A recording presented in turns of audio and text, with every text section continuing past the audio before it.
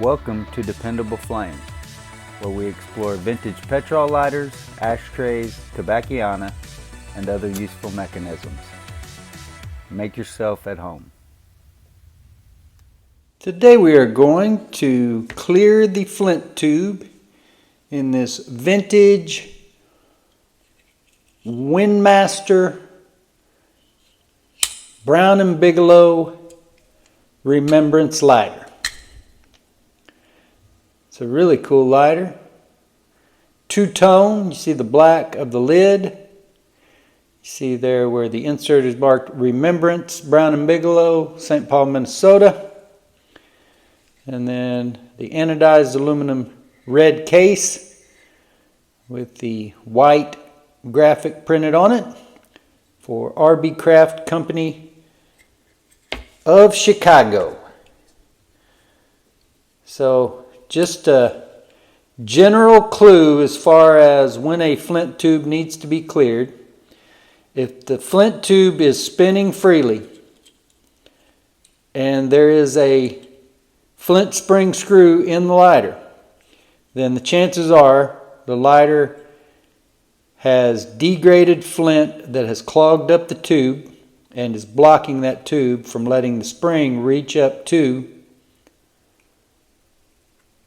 the file wheel. So we're going to go ahead, pull our flint spring screw, which when you loosen one that's got a degraded flint in the tube, it will try to jump out of there on you. So that's why you see so much of it sticking out.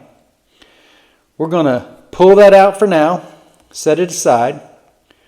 Going to pull our felt pad off the bottom, which that is some really nasty, degraded flint that somebody put underneath this lighter, underneath the felt pad, in order to store that flint for later. It disintegrated, and now it is a mess for sure. I can't clean this right here on the camera. I'm going to have to take the canned air. Well, maybe some of it I can clean here on the camera if I get everything out of the way. It'd be nice if I had access to an air compressor again, but I don't, so just using canned air.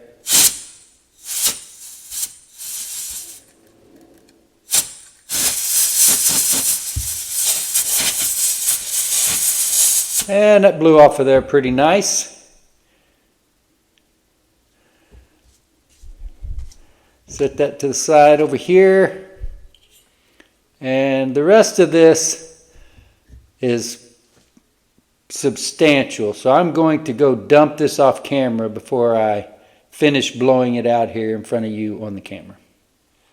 Okay, so you can still see that there is flint dust in there, but we got rid of most of it, got it knocked out of there. So now we will blow this out.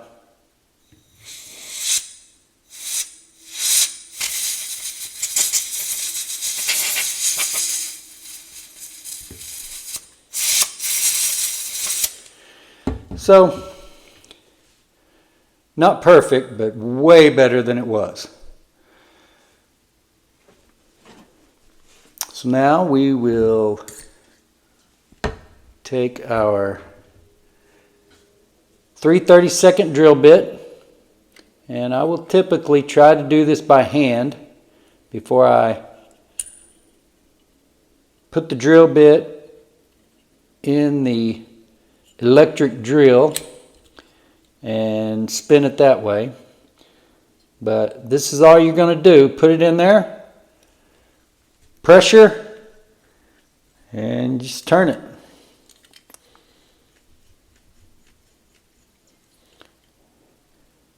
Just to give you an idea,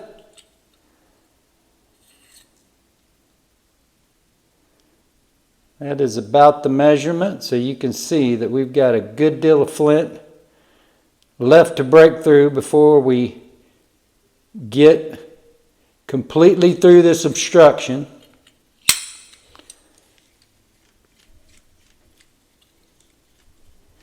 And a lot of times you'll put the drill bit in the tube and it'll immediately push right through there. This one did not, so you guys know what that means. I am going to employ the drill and hopefully make quick work of this.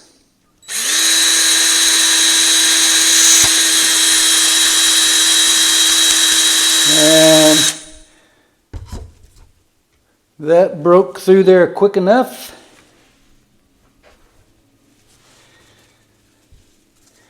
Don't want to spill. See that dust shaking out of there?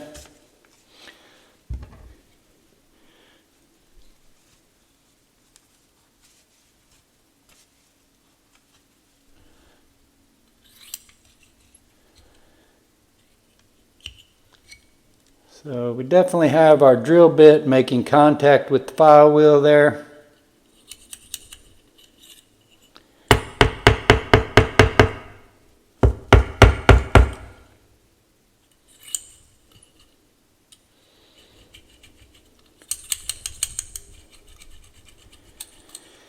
Spin it around there just to make sure.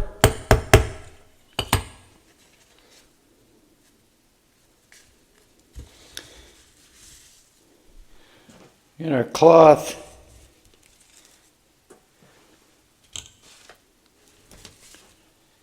and tools cleaned off the table here. Now,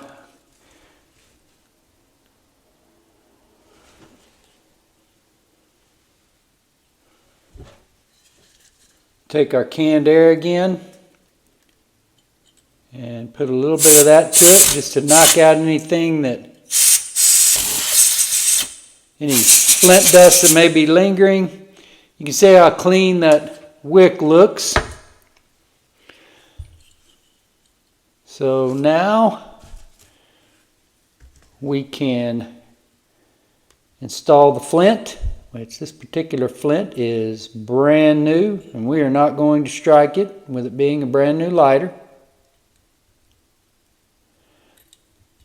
Flint down the tube. Let's get our felt pad back in place. Flint spring and screw.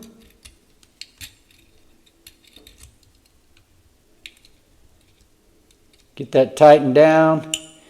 You can see right there that the flint is making contact with the file wheel. Got a little bit of debris here on the file wheel we need to try to clean off.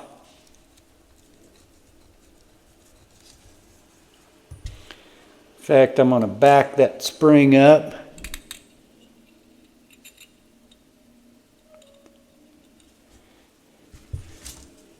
Maybe a couple of other sections here. Just trying to clean up the old degraded flint that had adhered to the file wheel. So get that cleaned up.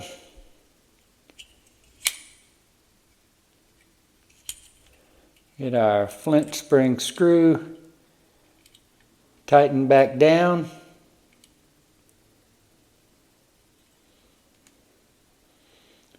And that is tightened all the way.